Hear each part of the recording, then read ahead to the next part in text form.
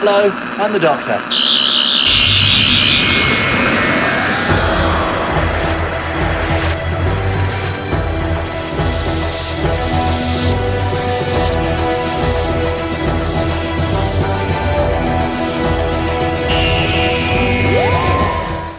Hey Who fans, and welcome to the Big Blue Box podcast. My name's Gary.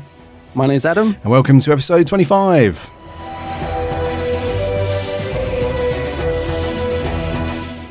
Feels like it's been a long week for some reason. Yeah, it's funny you say that. I was thinking the same thing. Just feels longer than last time. Yeah, I think it's because we're back into the full swing of back to work mode of January. I think that's what it is. Do you know what I mean? Yeah. It's always good to crack on with the new year and stuff. You know, once you get Christmas and New Year out of the way, you get that, because there's that first week after New Year where everyone still seems a bit like in the zone, like in the holiday zone. Yeah, I know what you mean. Yeah. So fully back into it. Tardis is flying high. Yeah, I was going to say, how is the Tardis flying going? She's all right. Yeah, hopefully we're going to get a smooth landing before the news today. Hopefully, yeah, she's doing all right. My skills are getting better with smashing up the console as well. That seems to help. Ooh. Yeah.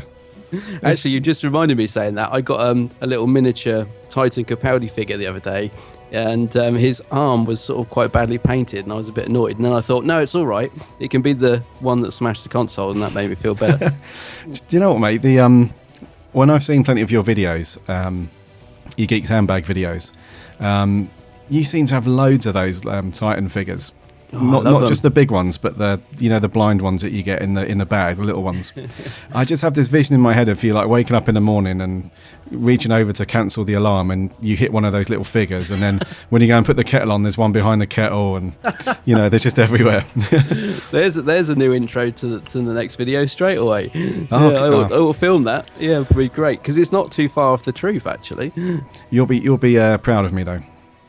You'll be proud of me. I picked up my first batch of Titan mini blind figures the other day. Did you? Yeah. Oh, are you going to tell me what you got, or no? Oh, all right then. No, I'm joking. I'll tell you. I got Matt Smith in his Tenant regeneration suit. Oh, that's a good one. Yeah, the blue, like the blue and the tie with the tie. Yeah. Comes with a little Sonic. It's pretty cute. Got David Tennant just in his standard brown and blue suit.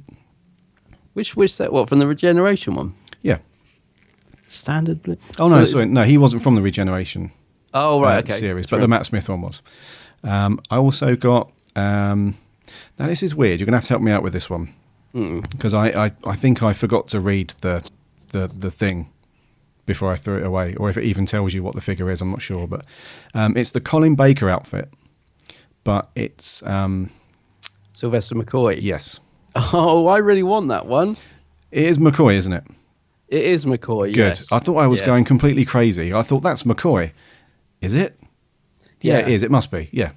So yeah, he's in his Colin Baker outfit because in Time the Rani, Colin didn't want to come back, understandably, to do the regeneration. But yeah, I love these figures, and I really wanted that one because I'm a big fan of Time the Rani, and most of fandom hates that story, and we've had a few requests to do it because people know that I love it and they know that you're going to hate it, and so that is one to look forward to. I don't know when we'll do Time of the Rani, but we'll stick it on the schedule somewhere. That is going to be an interesting podcast. Yeah.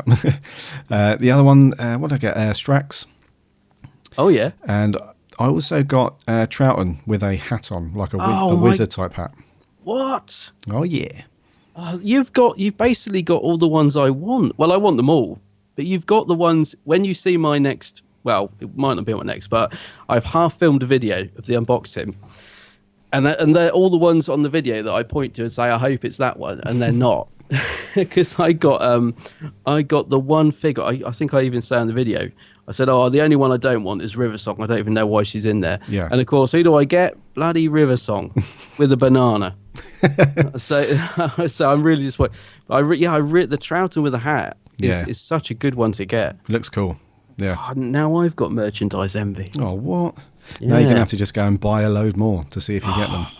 I tell you, my partner was going mad because of the amount of boxes I got upstairs. Because I was counting them the other day, and I was thinking, because you can buy the whole box, the whole set if you want, and it's like 100 and something quid. Yeah. You can just you just basically get them all. Yeah. Well, I was counting how many boxes I've got, and I was thinking I probably could have just bought the blimmin' set. You know what I mean? But then that's no fun, is it? You want to, the half the fun is trying to get them and stuff. So yeah, I was going to say that's part of the magic. Yeah, but I am addicted to those blimmin' things. They are cool, aren't they? Yeah, I love them. Very cool. So yeah, not been up to much else. Been watching obviously Beast Below for today. Oh yes, yeah, I watched it last night. Yeah, I watched it this morning, so I'm fresh. Oh right. Oh, I thought you were watching it. I thought you were watching it the other day. I started to. But then you know what happens. The phone goes, the door goes, whatever. So, watched it all this morning. Yeah. You been up to anything else? Yeah, well, not much really. Just I listened to the Rani Elite Big Finish CD the other day. Oh, cool. Yeah. Because I haven't had a lot of time. I've got such a backlog of Big Finish stuff to listen to. I've literally got loads. And I thought, right, this year I'm going to sort of, start listening. I paid for all this stuff, and I need to start listening to it. So so I started having a bit of a Big Finish marathon, and I listened to Rani Elite, which I've been looking forward to because I love the Rani. Yeah. And I really enjoyed it. It's one of the most straightforward Big Finish stories because sometimes they can be a bit, they can have arcs a lot, and stuff like that. So yeah, it's a good one. I enjoyed it. I'm not sure on I can't think how you say her name. Siobhan? No. Siobhan, that's the one. I'm not sure about her take on the Rani. Right. Because she's nothing like the TV Rani, which I suppose is inevitable. Well, you don't want to try and copy someone. But she was sort of quite evil, and it sounded to me just like Missy. It wasn't like that. If she was playing Missy, I would have said, "Oh, that's quite good," but it didn't sound like the Rani to me. But it's still very good. I still really enjoyed it, and I did like her performance. I just the Rani's got a sort of quirky charm to her, which wasn't sort of in the script in this one. So right, yeah, but still very good. I'd still give it a good sort of 8 out of 10 sort of rating. It was a good story. I enjoyed it. Oh, good stuff. Yeah, talking of Big Finish. Yeah, I earlier on in the week I started listening to The Light at the End. Oh right, yeah. Yeah, so I think I must have listened to about half an hour. I think that's all, but it's very good. The production value is insane on it. It's really, really good. It's awesome. Yeah, I love Light at the End. Really good. Yeah, love Big Finish. Love those guys. Yeah, they're great. And as I say, I'm hoping to get into some of the backlog I've got now because when you put them on, it's it's really enjoyable listening to them. Like you said, their sound design and stuff is just top notch. Yeah. So and I think you guys were quite you were quite perceptive to us doing some reviews for Big Finish. So we might pop a few of those on later on in the year maybe. Yeah, definitely. Yeah. So I normally listen to mine when I'm doing the ironing. Actually, it's the only time when I sort of get a whole sort of hour or so just of peace because I'm just up there. No one will come near me because I'm doing the ironing. So it's perfect. I just plug myself to a Big Finish and I'm away. The shirts look terrible by the end of it, but that's all right. But it's it's a great. That's when I always listen to mine. Yeah, as long as you get through the story. Yeah, that's right. Yeah. Actually, it's a good thing for timing it as well because I sort of think, big pile of socks there, but no, I'm at the end of the episode now, so I think I'll call it a day.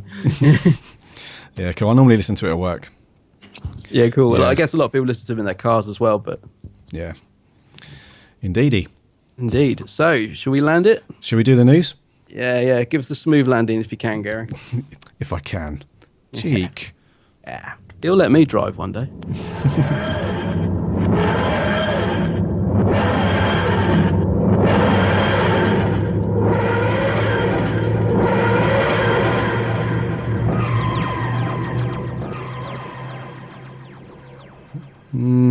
Not too bad. Bit bumpy. Yeah, one day you'll have to find the alternative TARDIS where it's sort of juddering. I don't know what story it's from. It's going all wrong. Just don't tell me you're going to do it. Just throw it in there to make me laugh. Okay. Just to show off my poor TARDIS flying skills. Well, you can pretend I'm landing it if you want. You can say, we'll go on, you land it this time, and then play in the really bad jerky TARDIS sound effect or something. Yeah, probably do that. Yeah. So, what have we got in the news this week then? Yes, we've got quite a busy one. First up, we could be getting a comeback from Torchwood.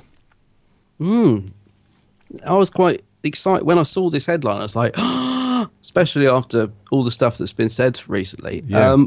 But it's audio, which kind of dampened it a bit for me. As much as I love audio, I'm I'm pleased, but I'm also disappointed at the same time, really. Yeah, I thought that as well, because when I first saw it, the site that came through on my news feed, it literally just said Torchwood to make a return later on in the year, and I was like, whoa, this is big news. And when I read further, it was the same thing. It was it's going to come back, but it's going to be an audio play, so that's not too bad. At least they're keeping it alive in some respect. Yeah, I think that's the thing, though. It's strange because Torchwood has still got a massive following out there. There's no doubt about that. Do you think so? Yeah, no, definitely. Yeah. I'm sure of it, because if ever I post anything to do with Torchwood on Geeks Handbag or whatever, it gets such a good response. Right. And also, same with some of my other fellow YouTubers and that. I believe it's got a massive following still of people that would love to see it come back. And also, I think the cast are really up for it. Like, I know definitely John Barrowman is. I mean, if ever you hear him in interviews or if he's ever asked about it, he's definitely up for it. Yeah. And I guess a lot of the other cast, well, actually, most of them died, didn't they? Thinking about it, there's only Yeah, true. there's only Gwen and is it just Gwen and Jack left? Yeah, it is. Yeah. Oh, it is. yeah. Yeah, sorry, that's just suddenly dawned on me because I was just, Well, yeah, okay, I don't know about Gwen. What's her real name? Eve Miles. I'm not sure about her, but I know Barrowman is always up for coming back. Yeah. Yeah, actually, now I think about it, it's a shame they've killed off because there's some great characters in Torchwood. Yeah, well, it's not the they could just do it with a whole bunch of new characters. Yeah, well, I suppose they sort of did, didn't they, with the last one? They got this sort of American team in and stuff, so they kind of did that. But yeah, I mean, I'd love to see it come back. I probably will buy the audios. I'm not sort of ecstatic about it, but it's good that it's the original cast that are going to be doing it, I guess. Yeah, it's one of those things, isn't it? Where because when you said it's still got a huge following and fan base, the only reason why I said that is because I don't really talk to many people about Torchwood much these days. Right. I used to. Maybe when it was, shortly after it finished on TV and stuff, when it was still doing the rounds. But yeah, I don't talk to many people that often. About it. No, I don't know. I think it's still got a solid fan. Maybe not massive, but it's got a solid fan base out there, I reckon. Yeah. Did you watch it at the time? Because I mean, obviously you sort of came into Doctor Who sort of middle of the run and stuff. But what about Torchwood? Did you watch it when it went out, or was that something you've caught up on? No, I watched it all on Netflix. Oh, right, okay. Yeah, so but it was soon after they did the last special. Was it Earth Day? What's it called? Children of Earth and Miracle Day. Miracle Day, sorry, yeah. So I would have watched it maybe about 6 months, a year after that had gone on TV. Oh, right. So have you seen them all? Have you sort of gone all the way through it? Yeah, on Netflix. Yeah, you can. That's a good thing about Netflix. You can just binge watch whatever you want. Yeah, it's cool. Yeah, I know what you mean, because they like do the box set things, don't they? So you can literally just... Yeah, it's. I mean, I like Torchwood. I think there was, it's a bit hit and miss in there with some of these episodes, but there's a lot of good stuff in there. And I particularly like the Children of Earth series, starring Peter Capaldi, actually.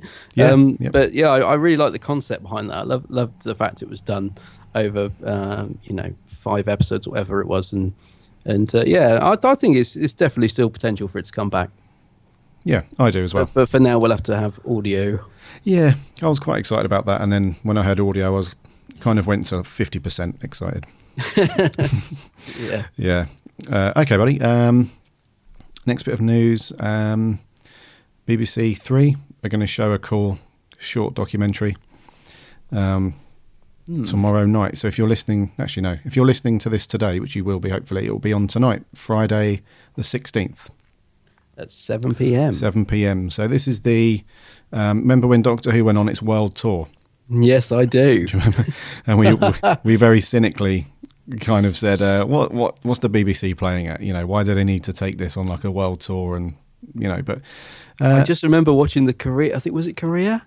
I remember watching one of them live, and it was the most bizarre. They had it live on YouTube, and it was one of the most bizarre things to watch. Yes, it was. It was crazy, and they didn't show anymore. I think they planned to show them all on YouTube, but then after that one, they cut it. they cut it. So I think they only showed 2 in the end. And then I guess this show that they're putting on tomorrow is going to be the highlights from it, is it?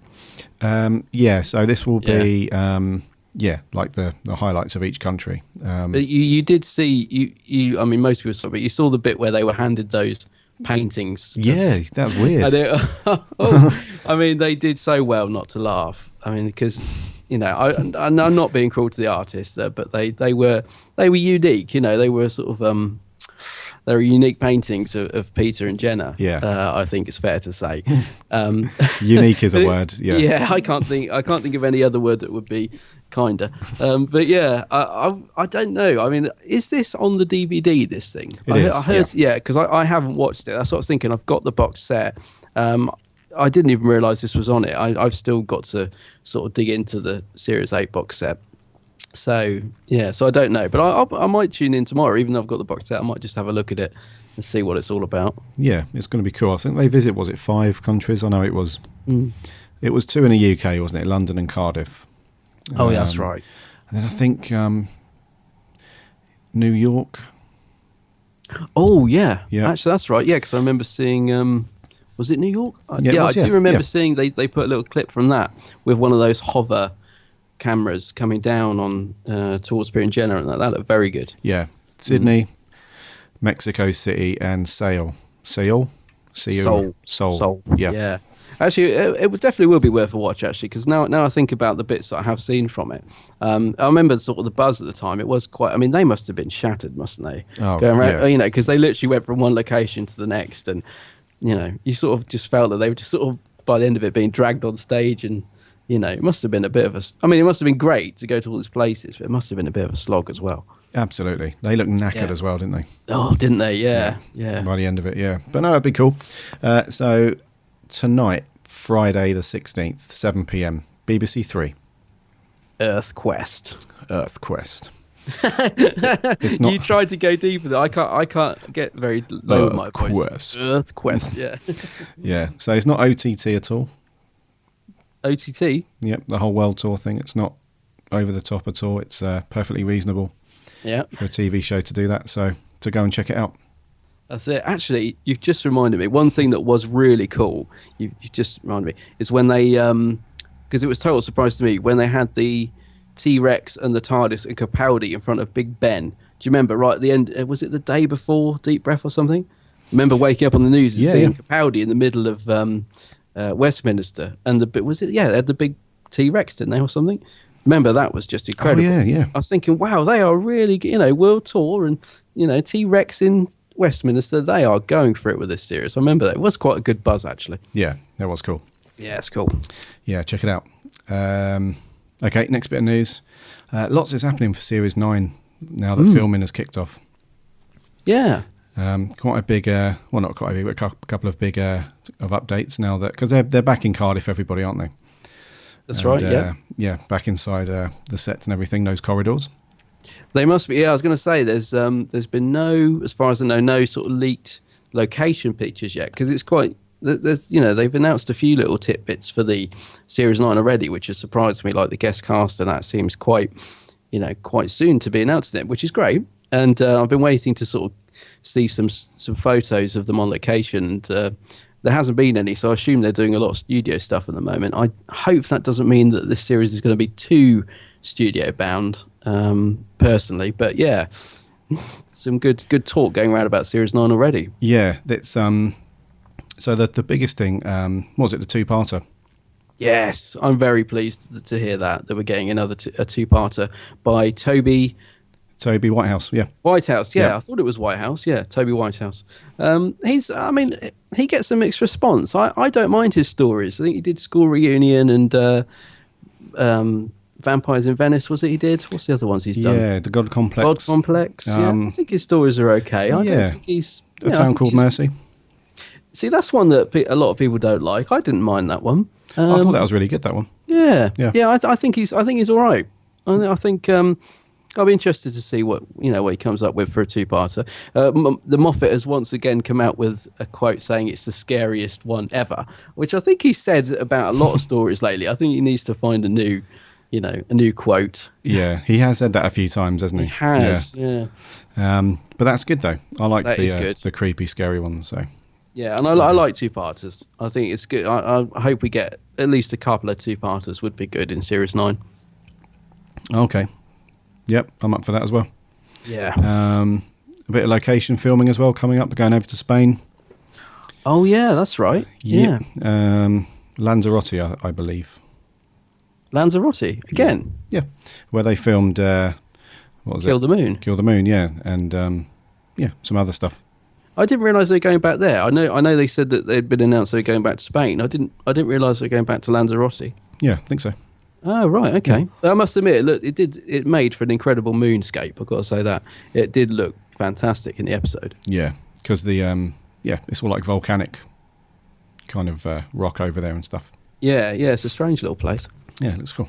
It's strange little. It actually does feel like because it's covered in like just as you saw in the program, it's covered in like weird shaped rocks and all kinds of stuff. So that'd be cool. Have you seen the what's the Davidson one, Planet of Fire, where they originally filmed there? Have you seen that? I haven't. No. What's the 84. 84, yeah, because that's an interesting episode. But again, it's quite cool to see the location without all the filters and special effects added. Because obviously back then they just used it as it was. And there's a really cool, I think it's actually a cafe, but on the side of this rock. But they sort of film in there as if it's this little sort of dome and stuff. It's really good actually. It looks quite sort of Star Warsy, and yeah, it's worth getting that one. Okay, that would have been a nice change, I guess, because when you watch a lot of the classic series and they're outside, it's always in a quarry somewhere. Yeah, that's right. Yeah. You know what I mean? Like you know what I mean? That classic kind of like Earthshock, that kind of quarry, rocks everywhere. I do, yeah. Actually, I was just thinking most people who watch Planet Fire don't remember the location. They just remember seeing Perry in a swimsuit because it is actually shot from quite a... Well, it's a very close-up shot that they put in it. I'm surprised, actually, they got away with it. But when you do see it, you'll see what I mean. Okay. There was, wasn't there another famous scene with her? You know, when I think it's the regeneration from Davison to Baker. Oh, yes. Yeah, that's another scene that... Yes, that's right. They go. That's right. They're very similar. Right. I read you. Say no more. Say no more. Moving on. Moving on swiftly to the National TV Awards. When is this, by the way? Yeah, this is going to be in... you can vote up until the 21st of January. And the actual awards ceremony is on the same day, just in the evening. Oh, right, so, okay. You've got up until lunchtime, 12 o'clock on the 21st to vote for... Well, there's no need to tell you who to vote for, but just make sure you go and vote by Wednesday the 21st. And then at 7:30 on ITV, the actual show kicks off. Is that next Wednesday? I've lost track of the dates. Yeah, next Wednesday. Yeah, next Wednesday. All right. I hope it wins, actually. Yeah. I mean, it'd be good. It'd be good. It'd be good for the show if it gets win, and it should win, obviously, deservedly. Yeah. So the actual show itself has been nominated for Best Drama. Best Drama. Yeah. So Best Drama. But no, this is quite interesting. There's no cast members have had any nominees this year. Oh, right, yeah. That's the first time in a while, isn't it? It is, yeah. So that's interesting. So, but anyway, the show itself definitely warrants a vote from all us fans. So I'll include a link in the show notes to go and vote and get it up there. Yeah, I shall do that, actually. I will, actually. When we finish recording, I shall do it, because otherwise I shall forget. So, yeah, definitely vote. Yes, I shall do it too. We'll do a Friday. You and I will vote now, and then on Friday when the podcast goes out, we'll break the website with so many votes. I will tune in just to see who wins, and if Doctor Who doesn't win, what can I throw at the TV? I don't know. I'll find something to throw at it. That's a bit tame. What are you going to do? Well, I don't know. Smash the TV. Well, just boycott all of ITV. We don't need ITV anyway. Nah. Who's on BBC, so it's all good. Yeah. We're getting off track, aren't we? We are. Should we do the last bit of news? Yes, yeah. Cool. And this kind of relates. I nearly jumped ahead actually when we were talking earlier about Torchwood, because this kind of relates to it with RTD, doesn't it? Yeah. What is it, dude? Well, he says he's never coming back to Doctor Who, because he's got, he kind of feels he's moved on, and I think I'd love to see him come back and do an episode or two at some point, but at the moment he's not in that zone. He's sort of adamant that he's not doing it. And I do understand his reasons for it. I have to be honest. I can see where he's coming from. He did a lot for the show. I mean, he did, when you look back at what he wrote, he wrote a lot of stories, and he's put his stamp on it. And I think he just feels that he's done that, and now I'm doing something else. No inclination to go back. So I do see where he's coming from, but I'd like to see him do one or two in the future, maybe when he's got all the other stuff out of his system. Yeah, this makes me sad. Does it? Yeah, because I think his reaction is a bit OTT. All right. To the whole thing, and like you, like you said, I do understand his reasons for doing that. It's one of those things where it probably consumed like all of his life. As the showrunner for Doctor Who, I think you have to have fairly thick skin, and you're not much sleep, and you not really see many people while you're making the show. So it probably engulfed his life for a few years, and he's probably glad that that's done and very proud of it and stuff, and doesn't want to, just wants to let it go. So I totally get that. However, all he's being asked to do really is write an episode. No one's asking him to come back to be showrunner. No one's asking him to produce it or be involved in at any sort of senior level. All he's been asked to do is to write an episode of Doctor Who. Yeah, and he did say that Stephen Moffat apparently asked him every year. Yeah, which I'm not surprised at all. No, I'm not, and I think that's quite nice actually. They've still got that link, and it's a tough one. I'd love to see him come back and do it. I can see his point of view. I was a little bit disappointed that he said that we shouldn't really acknowledge the 10th anniversary after the 50th. Yeah, I was going to say I don't see why not. I mean, my point of view is any excuse for a party, any excuse to get Doctor Who back on the news, any excuse to have, to celebrate Doctor Who. I don't see a problem with it. It's not, I don't see a reason why not. It's 10 years since, the best show on TV was rebooted. Why not celebrate it? Yeah, and I agree with you. I think because there's such a big gap as well since in between the movie and Rose, I think it does warrant a celebration of that, because it's really important. Let's not forget, what Russell T Davies did at that time. Absolutely, that's like a really big milestone, and really something that should be. It's not a case of there's just a few fans dotted around that think it should happen. I'm pretty sure that, well, all of the Who fans that I've spoken to, everyone wants to see the BBC acknowledge some kind of anniversary celebration of some sort, and I absolutely agree with that. It should be celebrated without doubt. Yeah, I think so. I think the only sort of, I think there's a section of fandom that feel that it makes it feel like a separate show. I think they're the only sort of people that sort of wouldn't go for celebrating it. I think because they feel like, well, it's not 10 years since it came back. It's it's the same program. It's and I do see that side of things, but we're not saying it's a separate program. We're just saying let's celebrate the reboot. It's obviously I see it as the same program. I see it as, I don't see this as a different Doctor Who. It is the same program to me, but I still think it should. It was off air for a long time. It came back in style. It's been a huge success. It's 10 years since it came back. Why not celebrate it?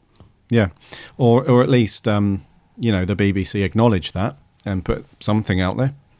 I get the feeling that they kind of are up for it, because I think the BBC like to sort of not exploit is the wrong word, but I think any excuse to get money or generate some sort of sales or interest in Doctor Who, they're up for it. But it seems like, Russell's not interested in doing anything, and Christopher Eccleston is definitely not interested in doing anything, and no. Stephen Moffat is concentrating on Series 9, so that the sort of major players involved in it are not interested. So I don't know if it's the BBC. I think it's perhaps more the people that they would need to be involved. They're just sort of like, well, no, not. doing other things. We'll see. Yeah. I think they might do something. I'm sure they've got to do something, even if it's a very small acknowledgement. Surely. Yeah, I'd like to think so. I hope so. But disappointing in Russell though. Not like huge. I'm not losing sleep over it, but I just thought it would have been nice for him to be. Surely it would be really cool, for him to write an episode where he hasn't got all the pressure of being showrunner and having like an entire series storyline, to sort out and stuff. I would have thought it would have been good for him to come back and just write a nice one-off contained story. I don't know. I think I wouldn't be surprised as well. I think if a couple of years down the line, at some point, I think, people go through stages, don't they? And I just have a feeling one day he'll sit back and perhaps he hasn't got much going on. One day. He'll start tapping away at that computer and a whole story will just flood out and he'll be like, oh, I've got to get this on the TV. I don't think we've heard the last of him, but I don't think it will be any time soon. So one day he shall come back. Yes, one day. Yeah, I hope so. So let us know if you're doing anything for the 10th anniversary of the relaunch of Who, whether you're having a little mini marathon or I'm definitely going to watch Rose around that time. Yeah, absolutely. And we're going to be running our own little. I was going to say we're going to be celebrating it, aren't we? We are, yeah. Yeah. Yeah. So we mentioned this last week at the end of last episode that we're going to have quite a cool little giveaway. Yeah. Around that time to celebrate the 10th, and. Yeah, I know. I'm trying not to. I'm not very good at keeping secrets. I probably should have told you this. I am buzzing to tell people what they could win because we've already got some truly great prizes, and actually I want to keep them all myself. Yeah, me too. When you messaged me last night, I was like, I want that. We've got some really great prizes coming up in this competition, but more on that later. Yeah, stay tuned. I'm buzzing. It's a bit like if you were working at the BBC and you knew who the new Doctor is. Yeah, no one would tell me because I wouldn't be able to keep it secret. Yeah, we have got some very cool prizes. Yeah. Oh God, I really want to say. I know. No, we're not going to say. We're going to tease you for a while, and then we're going to reveal some more details probably in the next few weeks. And it'll be. Cool. We'll build up to it, but it's going to be basically around March, the 10th anniversary, isn't it? It's going to be to celebrate 10 years of the reboot, and also our first anniversary as a podcast as well. So it's a big, going to be a big month, March. Yeah, it's going to be cool. Yeah, and we're at a convention as well, aren't we? Oh yeah, we've got the convention as well. Yeah, I'll tell you, March is going to be a good month. It's going to be awesome. Right, shall we crack on with this episode's review? Yeah, let's do it. Give it to me, man. Okay, so we're revisiting The Beast Below this week, which is I believe your first proper story, isn't it? I think you saw little bits and bobs. Yes. So this is the first proper story of Doctor Who that you sat and watched. Is that right? I watched in its entirety. Yeah, so The Beast Below.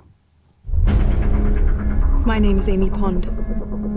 When I was 7, I had an imaginary friend. Last night was the night before my wedding, and my imaginary friend came back. I'm in the future. Like hundreds of years in the future. But look closer. Secrets and shadows, lives led in fear. Society bent out of shape, on the brink of collapse. I'm not leaving and I'm not forgetting. And what are you fellas going to do about it? Stick out your tongues? Down!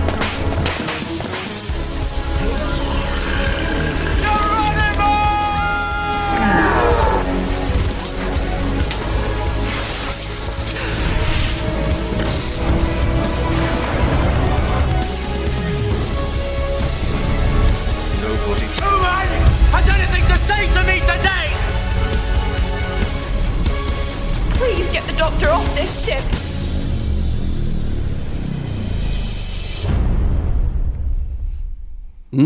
The trailer's awesome, at least. It is, actually. I was just thinking that. The trailer is really good. Yeah.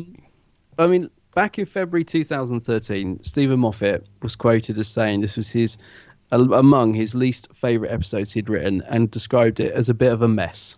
Oh. And that's from Stephen Moffat himself. Okay. But what did you think of it? What did I think of it? How was it revisiting it? I mean, actually, first of all, did you enjoy it the first time round? Because something in this must have sparked your interest in Doctor Who, because this is where it all began. So so just to recap, I had seen Doctor Who in chunks before this, purely just when it was on the TV, and you know when somebody's watching a TV and they get up and they leave it on, and then you come into the room, that kind of thing. So I'd seen chunks of Doctor Who prior to this. I'd seen like a couple of little bits of a couple of Tennant episodes, and I remember watching like the last 10 minutes of an Eccleston episode and stuff like that. So it kind of been on, but it pains me to say this, but I was never interested in it before. Well, not interested in it enough anyway to sit down and invest my time in it. So I'm pretty sure that it must have been the 11th hour. I must have watched like a bit of that and thought, oh wow, this actually looks pretty good. And then that made me obviously, watch the next one, which happened to be this one. And I thought it, well, this is kind of weird. It's hard for me to say because I have to try and revisit my feelings back then and my thoughts. But I think at the time I thought it was good. I must have done, otherwise I wouldn't have watched any more of it. Yeah. So I remember thinking at the time it was good, and I thought, it's different to me because there were certain elements that I didn't really know too much about. Obviously everybody knows what a TARDIS looks like, and what Doctor Who is very roughly about. Yeah. But for me, it was just like scratching the surface at this point. So I thought it was really good. I really liked the whole kind of sci-fi vibe, and that it really was, because I'm such a big sci-fi fan. This was like plucked right in the middle of like really good sci-fi TV for me. So I from that aspect, like just the genre and that stuff, I thought it was really good. Really liked Matt Smith. Thought he was really good in it, and he made me laugh actually a few times in this one. Which was good because there aren't many times when you watch something new because when you're watching something brand new that you've never seen before all the way through, you're kind of processing everything at once. Yeah. You know what I mean? You're trying to get a handle on what's going on. But so I was trying to get a handle on what's going on. I thought the story was really good. I thought Matt Smith was really good. I really liked Karen Gillan. I thought she was really cool. And it left me wanting more at the end of it, which is I guess the whole point of good writing, I guess. Yeah. It left me thinking, right, I really enjoyed this episode, but I'm pretty sure there's more. There are better episodes to come, because this was right at the beginning of the series, wasn't it?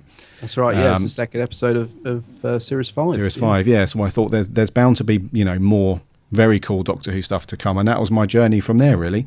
And I just went absolutely Doctor Who bananas from that point on. I must admit, it was it kind of just engulfed my life, and it hasn't really let go since. So, yeah. I mean, that's why I was interested. I was really surprised when you told me this was the first episode you'd sort of properly watched, because I mean, if you were gonna try and get somebody into Doctor Who, be it classic or modern day, I don't think many people would pick this episode to show someone, if you were going to sit someone down and try and get them into the series. Yeah. So I was really surprised when you said, that this was the first one. And that's why I wanted to go back and watch it. That reason, and also because I've only ever watched it once, which is when it first went out. And then I watched it again for the second time last night. I thought, I've never revisited this story. It does get a bit of a bashing.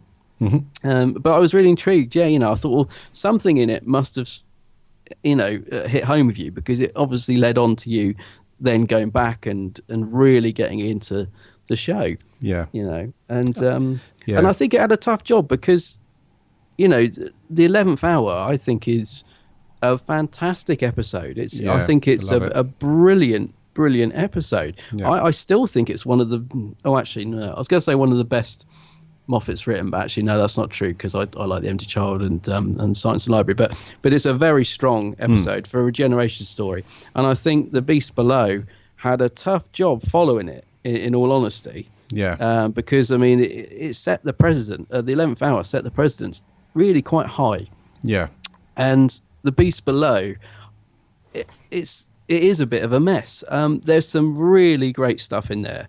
There's some good ideas bubbling under the surface of this episode, but it just doesn't quite come together. And following on from such a strong episode as the 11th Hour as well, I think, doesn't help. Yeah, it's it's interesting you say that, because at the time I remember thinking, this is all really good stuff, and I want to check out some more. And I think it's a testament really to Matt Smith and his acting and how he portrayed the Doctor that kind of pulled me in, really. And I kind of feel bad for Matt Smith, really, because as all Doctor Who fans, we all have our own individual doctors. When you hear Who fans say, he's my Doctor and stuff like that. Really, Matt Smith should be my Doctor. I was thinking that, yeah. He should be, really, but he's not. And I do a disservice, really, to Matt Smith and also to Chris Eccleston, because I kind of did this after I watched The Beast Below. I think I watched the one afterwards, which was Victory of the Daleks. Yeah, and I stopped there. I stopped after Victory of the Daleks, and I purchased the Series 1 box set with Eccleston, and I watched all that from start to finish, but in quite a long space of time. I think it took me about a couple of weeks or maybe 3 weeks to watch through them. But it wasn't until I started watching Tennant, really, that I really binge watched, because after I watched Series 1, I think I bought Series 2 and 3 all together, and then straight away I must have been paid the week after or something. So then I bought the next one and then specials, and I think I watched all of that pretty much back to back over the space of so that's the only reason why I say that Tennant's my Doctor, because I think I watched such a big bulk of his stuff all together and got emotionally invested in that I really that was my connection, really, was to Tennant and his Doctor. But technically Matt Smith should be my Doctor, but them's the breaks. I know what you mean. I mean, I tell you what did surprise me about watching this again yesterday is how good Matt is. Yeah, he's because brilliant. It's his second story. I don't know where it came in terms of production, but he's bang on the money as the Doctor. Yeah, I think he's really good now, and I think Karen Gillan's quite good in it as well. There's a good chemistry between them, I think, in this story. Yeah, it's really good, actually, especially the last 20 minutes. The chemistry and the kind of emotional bond that they make between them. It's kind of unintentional as well, because there are odds, aren't they, in the last section of the story. Yeah, he's very disappointed with her, with the decision that the human race has made at that point, and then she doesn't really help by, kind of taking the lead and putting everybody at risk, and he's not happy at all, is he? Yeah. So but it kind of turns out all right. They have a nice hug, don't they? And that's one of the things I put in the notes, really, about this episode was the relationship between the Doctor and Amy really set the tone early in this episode, early on in the series. Yeah. Do you know what I mean? It's very much a case of he kind of puts her in her place almost. And kind of sets out the ground rules, I don't expect you to do this, and you don't do that, and you don't tell me how I would think about things, and and all that. And she's very fiery, and she's like, well, hold on a minute, she doesn't back down, and they're very strong characters, aren't they? Yeah, I mean that's one of the things I'd sort of forgotten about Matt's first series, is that he's actually quite not abrupt, but he does have a sort of slightly abrupt side to his Doctor. He, like you said, it's almost a little bit Capaldi, just the touch of it, isn't it? Where he, like you said, when he puts her in his place, there's no messing around, or he's straight to the point. And I'd kind of forgotten about that side of Matt's Doctor, because if I think of his Doctor, I think of him being sort of a bit clown-like, more like Troughton, a bit easygoing, not a pushover, but I forget that he did have quite a good edge to him, actually. And I really do rate Matt as a great Doctor. I think he suffered from some not so good stories, but I think as the way he played the Doctor was brilliant. I think he got a nice contrast of this sort of likable Doctor, but also one that would put his foot down like he does at the end of this episode. Yeah. And you're right, that scene where they're together at the end, it's quite nice. There's almost this, they sort of suddenly have a bit of mutual respect for each other, because she points out the similarity between the situation with the beast below and the Doctor himself, and that she had to make the decision. And it's a nice, it's a nice ending to the episode, I think, because it does bring them together. That's a lovely shot of the two faces at the end, sort of side profile, and it's really nicely done. And I tell you what, I think one of the notes I made is that this episode actually starts really well. I think the first 10 minutes or so are great, especially the opening before the credits. Yeah, I've got that as well. Yeah, it's brilliant. You know, with this the Smiler turning around in the box, and the kids, about to drop into whatever the ventilation. It does start really well, and it just loses its way somewhere in the middle. I think there's too many ideas going on, and it doesn't. I don't know why, but it doesn't hold my interest enough in the middle. I actually found without even realizing, I drifted off a bit in the middle when I was watching this last night. Because I was sort of making notes, and normally when you're making notes, you're sort of paying attention. And I realised somewhere along the way, I think it's when they go into the beast mouth. Oh yeah, I'd sort of zoned out for a bit, and I suddenly come back into it, and something about this episode just doesn't quite hold my attention. I think even though there seems to be a lot going on, the actual content is not there for me. Yeah, I agree. It was one of I got that on my notes as well, that the opening was really good. How they set up the story with the Smilers, and how, because they do look very creepy. They're brilliant. I remember when seeing the early publicity shots for Series 5, and there was a lot of buzz about the Smilers because of the way they looked. People were really looking forward to this episode because, who's this new monster that's been created, the Smiler? And they look brilliant, and they're so underused. I mean, they're a great looking sort of monster, and they could have been terrifying, but instead they just, as soon as anything good starts to happen with them, like when they actually come out of the boxes. I remember watching this the first time, when they come out of their cases and they start going towards you, I thought, oh, here we go. Then immediately get shot and fall to the floor, and it's like, what a wasted opportunity. These things could have been terrifying. They look terrifying in the close-ups with their angry faces and the way the head turns, and but totally misunderused. I think they wanted to concentrate more on the concept of the beast below, the star whale thing. And I think that was obviously the driving forward plot device, wasn't it? It was this mystery around, why this creature is. Because you kind of guessed early on, didn't you, that it was even if the first time you were seeing this episode, you kind of guessed early on after you saw the big the tentacle thing through the ground that Amy investigates quite early on. And Matt says, the Doctor says, does it? Because I remember thinking that's a really, I don't know if I picked up on it the first watch, can't remember, but even the Doctor says about 10 minutes in, so the ship's moving on its own. Well, what's powering it with no engines? I was thinking, the beast below, it's in the title. It's all a bit too obvious, really. Yeah, so that's what I mean. It's they try to create this mystery around it. But the plot device that starts off, pretty much from the beginning is, there's something organic, happening on this starship, and it's you can tell it's some kind of big creature, and I think Moffat tried to write this mystery around it and have this quite a big reveal towards the end, but I don't think he quite pulled that off. I think they focused too much on that mystery and the reveal. And so as a result, they've underused some of the other people, like the Smilers. You're absolutely right. I think they should have used that and created a bit more mystery around those rather than the beast below. Yeah. And also Liz 10. I thought her story was a bit weak.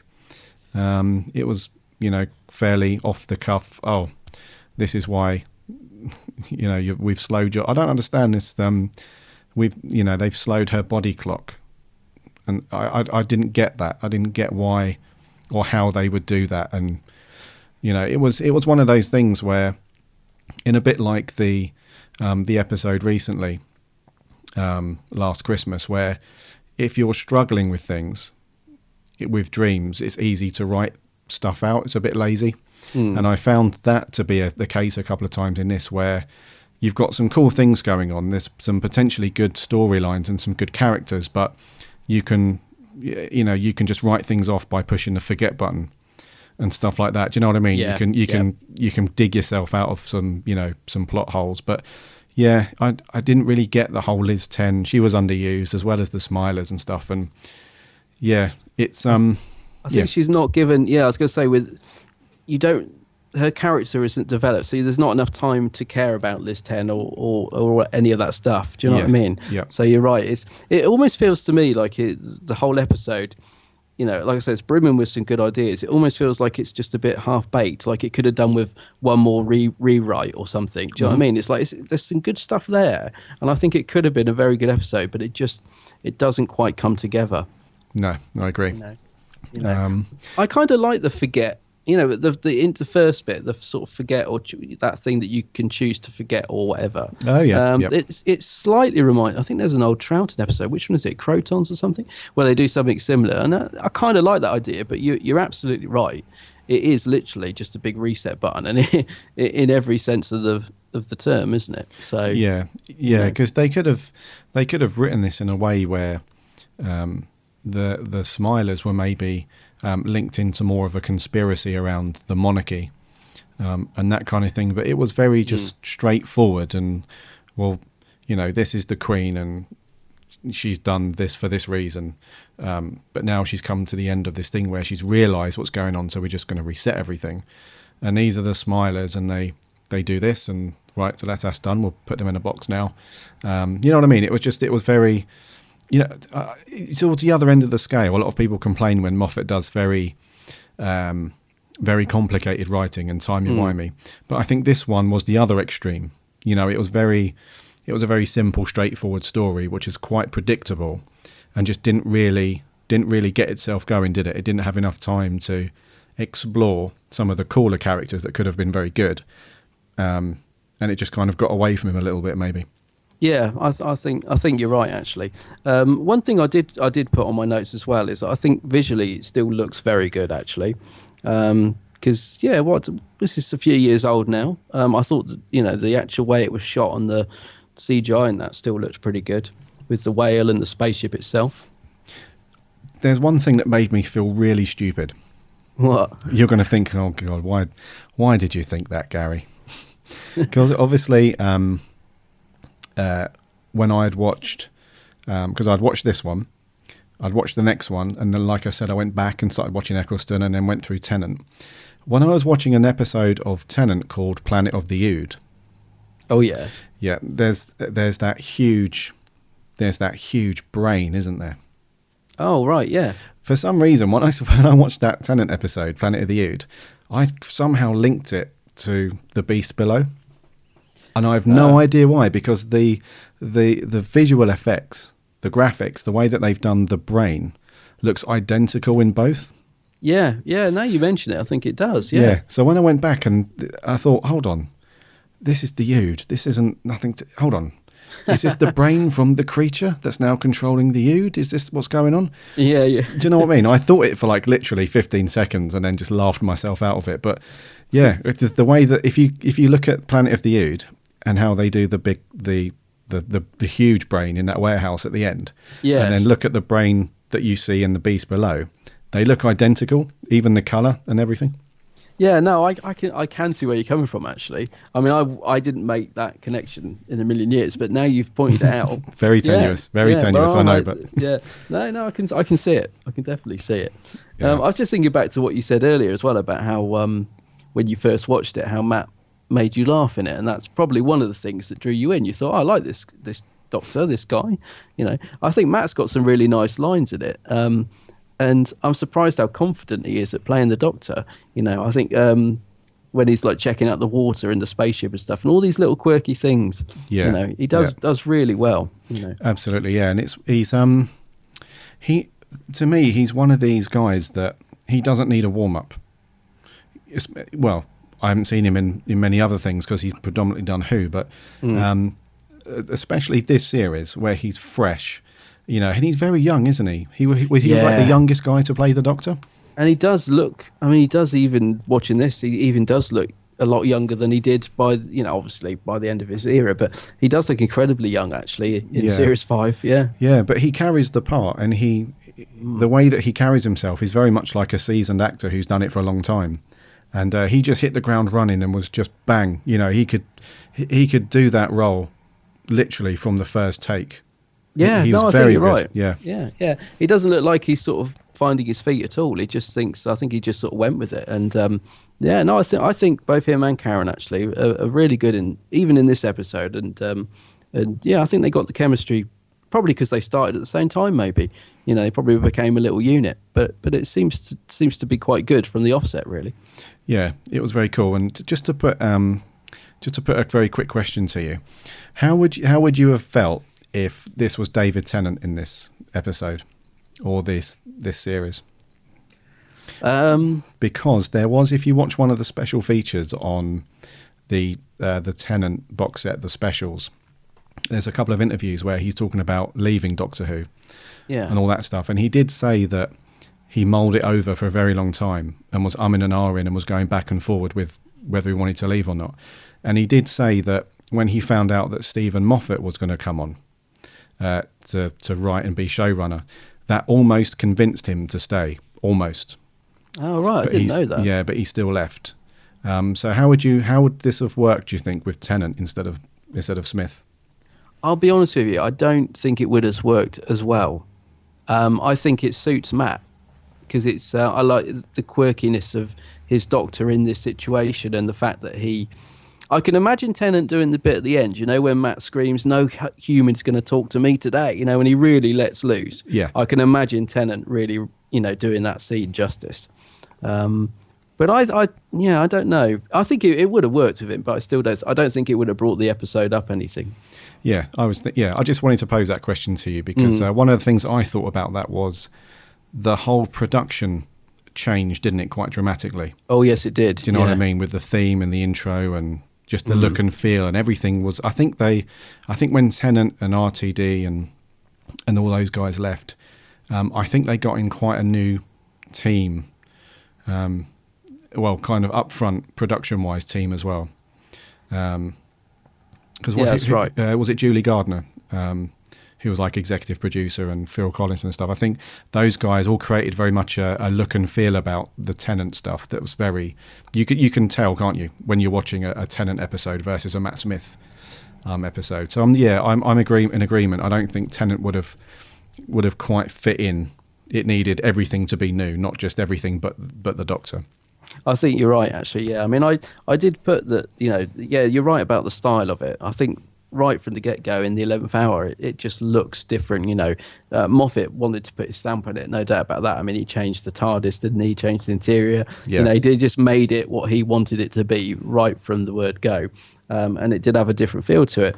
And I still think the CGI looked good. I still think the sets look good, and the style of it is definitely different. One of the things I did think that was pretty bad, and it's kind of where the episode starts to lose it for me, is when they go into the mouth of the monster and the tongue, and it's just clearly a mat, and that looked bad. The teeth bit didn't look too bad. The CGI when it stood in front of the teeth, that still stood up okay, but it didn't. You didn't for 1 second think they were inside the mouth of a whale or anything. I mean that, and also it's where the story starts to dip as well. You're suddenly getting all these other elements thrown in, and when you're still trying to sort of get to grips with the first half. So yeah, I agree. It's I also didn't think the CGI on the tentacles coming through the ground were that good. No, it was okay though. It still looked pretty good. The sets didn't were good. Look terrible, but it didn't. Yeah, no, I think the sets looked quite good, and I like the actual spaceship itself. What's it called? Starship UK. Starship UK. Yeah. That still looked good. But yeah, you're right. The sort of tentacles didn't look too great, I suppose. Yeah. There was quite a few nods to some of the other Who episodes, a couple of classic ones as well, wasn't there? Well, I noticed Magpie Electricals, the sign, which I thought was good. The shout back to the 10th Doctor story. What's that called? The Idiot's Lantern. Oh, that's the one. Yeah. That was quite cool. We also had that they referenced the Earth was abandoned because of solar storms or solar flares or something. Yeah, that's right. Yeah. Yeah, that was the plot point for the arc in space, wasn't it? Yeah, that's right. And I think that went totally over my head the first time I watched this. I didn't remember that at all. But you're right, it is. Yeah. Obviously, the first time I watched it, I wouldn't have had a bloody clue what they were talking about. But when I watched it this morning, I did notice that because I really like the arc in space. It's brilliant. Yes, it's a good one. Yeah. Okay, so just lastly, any other comments like supporting cast? I thought the little girl was okay in this. I actually thought the supporting cast were actually quite good. Yeah, because kids especially the kids. Yeah, kids don't really have a great track record for me on Who. No. So she was all right. Well, it's something we've mentioned before, isn't it? Especially in Series 8, that the kid actors are just annoying and not very convincing. I thought in this, they weren't too bad. The kid at the start genuinely looks terrified. He doesn't look like he's overdoing it. And the little girl crying. So, no, I think they actually were quite good in this one. Yeah, and I thought that I wasn't too blown away by Sophie Okonedo, who played Liz 10, the Queen. She was... I don't know. She tried to do this kind of Cockney, London-y thing. What's the thing with the mask? Why did she wear that mask? I didn't get that. I think must have been when I zoned out, I think. When you were sleeping. Yeah. Yeah, I think it was just because she's the Queen and she wanted to be able to move around the ship. Right, okay. So, but yeah, that was one of the things that I referenced. You know what, earlier on I said I didn't really get her story or, what they were trying to do with her. That was another thing as well, because a couple of times Matt Smith did say that the mask was, sculpted to her face perfectly. So you would have known it was her anyway. Yeah. No, it just kind of went over my head. I didn't get that at all. Yeah. She just felt underdeveloped, really. Does she pop up later on, or am I imagining that? She looked very familiar. She did. I does? can't remember. Yeah, she is in another episode. Okay. Yeah. I thought she was. As soon as I saw her, I was thinking, she does appear again later, I'm sure. Yeah, the Pandorica. The Pandorica opens. Is it? Oh, right, okay. Yeah. Oh, all right. Sure. Okay, so overall, what are you going to... I mean, actually, I'll tell you what would be interesting. What would you... No, you probably... I don't know if you can do it, but can you rate it from your first watch, being your first episode, and then rate it now? Can you do that, or is it too long ago? Blimey. What would you have rated if I'd have said, if we were doing this now, back in whatever year it would have been, and you just watched this, and you're like, God, this Doctor Who program's good, isn't it? What would you have rated it? Yeah, I would have given it an 8 back then. Wow. Yeah, I would have given it an 8 purely because, I thought it was great sci-fi. Really like Matt Smith, and it's one of those things where, like, yeah, this is like potential for me. Yeah. It's like a new show I can get into. So, I thought it would have been really good at the time. And what about now? Now I will give it a 6.5.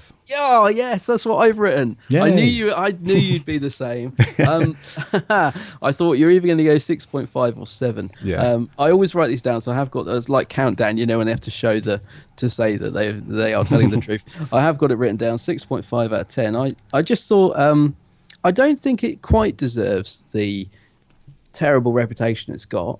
I do think there's good stuff in it, but it just at the end of the day, it just doesn't quite come together. No, it's I think it tries quite hard to get itself going, and I think it's just one of those episodes where after you've watched it, especially on the second time round, you can absolutely see that that Moffat just kind of didn't really have a handle on where he was going, so he wrote some arbitrary stuff to try and get it moving, and it just kind of fell on its arse a little bit. But it's quite enjoyable. I didn't watch it and immediately think, oh God, I hate this. But it was just one of those middle of the road. If it's on, might watch it, but probably won't go out of my way to put it on. Yeah, exactly. Yeah, I certainly wouldn't say. I don't think it's bad at all. I don't think it's bad. I think it's just, like you said, it's just a middle of the road episode. If it was on, I'd gladly watch it, but I probably wouldn't sort of get the box out and think, right, which one should I watch today? Oh, Beast Below. Yeah. No, but what about our listeners? Did they love it or did they hate it? Well, we had quite a few people jump on Facebook, so thank you very much for that. First of all, though, on Twitter, our good friends Cousins.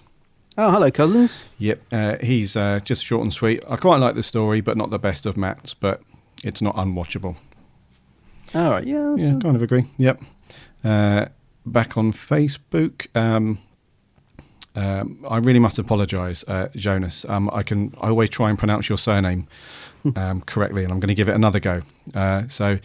Jonas Sorensen. Thank you for getting in touch. He's put, I really love that story. It was his second Doctor Who episode ever. Oh, right, okay. And was thrilled to see more of this universe with this mysterious Doctor.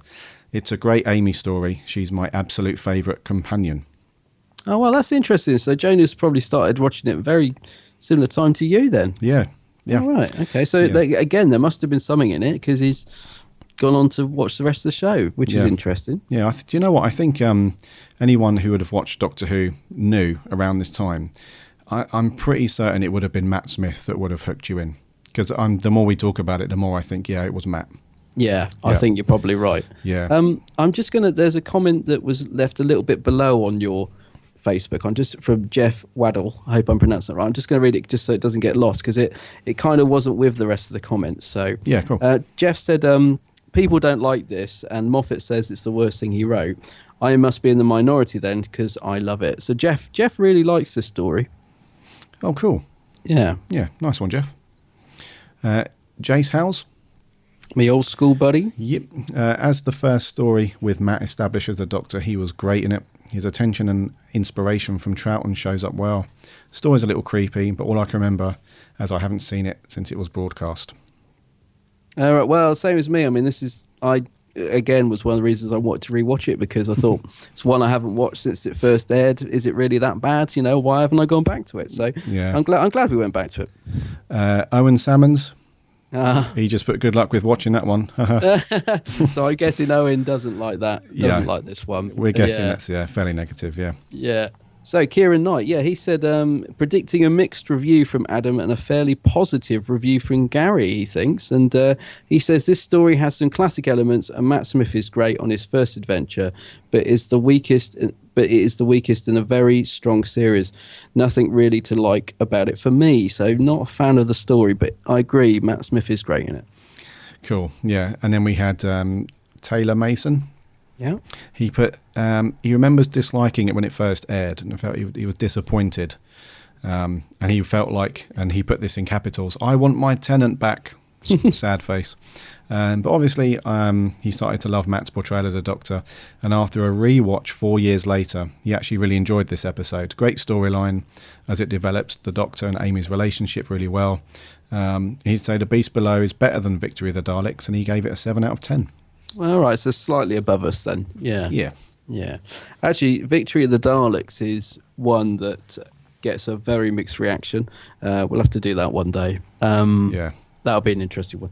But yeah, I think Taylor's got some good points there. I think he's sort of gone the opposite of you. He didn't like it to begin with, and now he kind of likes it. Yeah. But so it's overall, it's one of those episodes, isn't it, where nobody really hates it, nobody really loves it. It's apart from Stephen Moffat, who bashes himself up about it. Oh, terrible episode. It must be difficult actually as a writer. Do you know what I mean? Once you put something out there, you've got to sort of let it go at some point, and he probably looks back at it and thinks, "Oh, I could have done this better. I could have done that." It's inevitable. Yeah.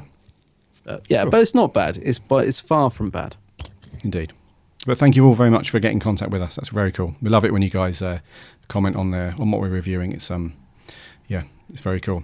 Yeah, we got a good response this week, which is great. So thanks for everyone for your comments. I think next week's is going to be very interesting. Again, it's going to be a very mixed response, I would imagine, next week. And me and you may come to blows over it. I don't know. It's good. Should we say what we're doing next week? Yes, go for it. It's a classic All right. one. Yeah, next week is a classic, and we're going to be looking back at Paradise Towers, the 7th Doctor story, which Gary hasn't watched yet. I've seen it a couple of times, and tune in next week to see what we make of that. Yeah, I can already hear people thinking, "Oh my lord!" It's going to be interesting. Yeah, so next week that's going to be good. Paradise Towers. So I think we will wrap for episode 25, buddy. Indeedy.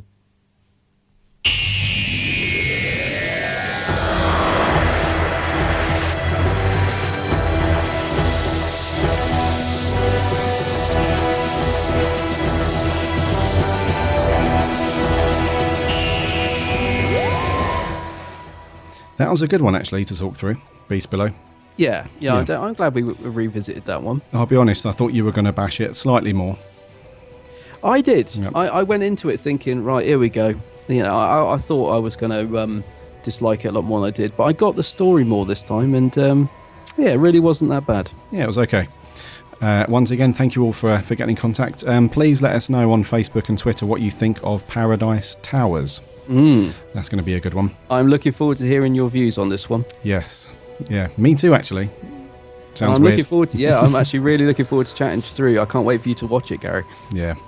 As usual, you can find all of this cool banter and chatter over on our Facebook and Twitter page. Just go to bigblueboxpodcast.co.uk, and on there you can find links to those, and give us a like and a follow and join in the chat. One thing that would really help us out as well, if you could jump onto iTunes and give us a review. Only takes a minute or so, and that really helps us out. Go and check out the Geek's Handbag. Just do a search on YouTube and Facebook. You'll find Adam there and all his cool videos. And we will see you next time. My name's Gary. My name's Adam. And Alonzi!